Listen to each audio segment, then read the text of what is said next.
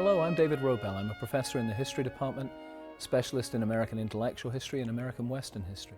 In the first paper assignment, you examined a small group of documents that we provided for you and constructed an argument of your own about those documents. In doing this work, you took a vital step to becoming an active, practicing historian rather than just a passive student of history. The first assignment, I hope, taught you a number of things. How to write more effectively, how to analyze and interpret evidence, and how to develop a convincing argument that is supported by your sources. Now we want you to build on the experience of writing and rewriting the first paper as you take the next step toward becoming a practitioner of historical thinking, rather than just a spectator soaking up historical knowledge. In the second assignment, you become the historian. This is a 2,000-word, 6 to 7 page type paper that's based on research in both primary sources and secondary works. We provide the initial pairings of sources that will help you decide on a general topic for your research. These pairings consist of, first, a secondary work, a single journal article or book chapter, an example of the kind of scholarly work that professional historians do, work that's based on their own research in primary sources. And then second, a single primary source or small group of sources, documents from the moment in time that you wish to study. This pairing of a secondary work and a primary source is your jumping off point. For example, you could examine the pairing of sources on the 1954 Supreme Court decision, Brown v. Board of Education of Topeka, Kansas. In this 9-0 decision, the Supreme Court overturned the 1896 Plessy v. Ferguson decision and declared that racial segregation is inherently unequal and advised that schools be desegregated with all deliberate speed.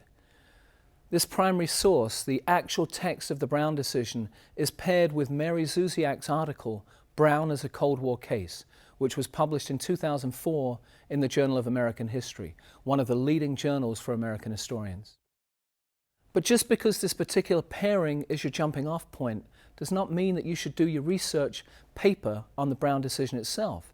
Instead, the pairing should prompt you to think about possible research topics related to the larger issues of segregation, civil rights, and the American Constitution. For example, you might wish to research and write about the Ada Lois Sipwell Fisher case. Sipwell was an African-American woman who applied to the University of Oklahoma School of Law in 1946, but was denied admission because of her race.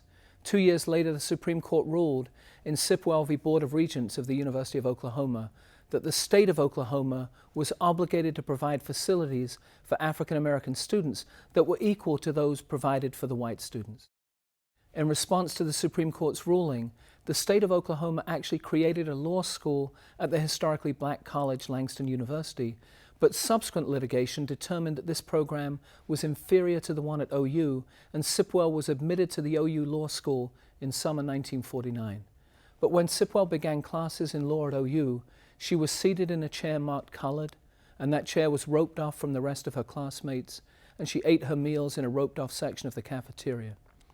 Ada Sipwell graduated from OU with a master's in law degree in 1951, and after practicing law, she later became a professor at Langston University and a member of the Board of Regents of OU in 1991. Sipwell died in 1995, and the following year she was inducted into the Oklahoma Women's Hall of Fame. The Sipwell Garden on the North Campus of OU honors her remarkable struggle to pursue her chosen career and places our university at the very center of the struggle for African-American civil rights in the mid-20th century. Sipwell's Supreme Court case in 1948 was an important precursor to the Brown v. Board decision. Her story is one of many profoundly moving and important American stories that you could examine. Every week of the course syllabus includes one or more pairings of primary and secondary sources that could lead you to your research topic. World War I, the Great Depression, World War II, the Cold War, Vietnam, debates over immigration, debates over mass incarceration, the civil rights movement. The possibilities are virtually limitless. You can examine a topic on the national level, on the state or local level, even at the university level. What were the Great Depression years like on the OU campus? Did the student protests of the mid to late 60s and early 70s impact the OU campus in any significant way?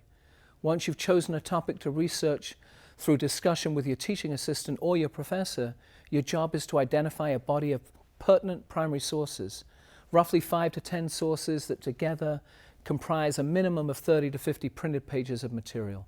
Be sure to pick sources that relate directly to your topic. Also, be sure to locate at least one additional secondary work, a journal article or book chapter by a historian that will provide you with the necessary historical background on your topic that will help you better know what to look for in your primary source research. Also, make sure you consult the LibGuide for the course. It's a wonderful resource that's been developed by the library faculty to facilitate your research. Your first assignment related to the research paper is a 2-page overview of your topic with a list of your sources and a line or two describing each one, an annotated bibliography. You'll receive feedback on this assignment, and that will help you complete the research and writing of your paper. And the work you do on the paper, if you invest the necessary time and effort, will be a real contribution to our collective knowledge of the American past. Now, the papers will all be digitally archived, and they'll serve as a record for students 20 years from now, or half a century from now, or even a century from now, of the kinds of historical research that's important to you right now in the first half of the second decade of the 21st century. So in a very real sense, your work will become a part of OU history, and you'll become a historian.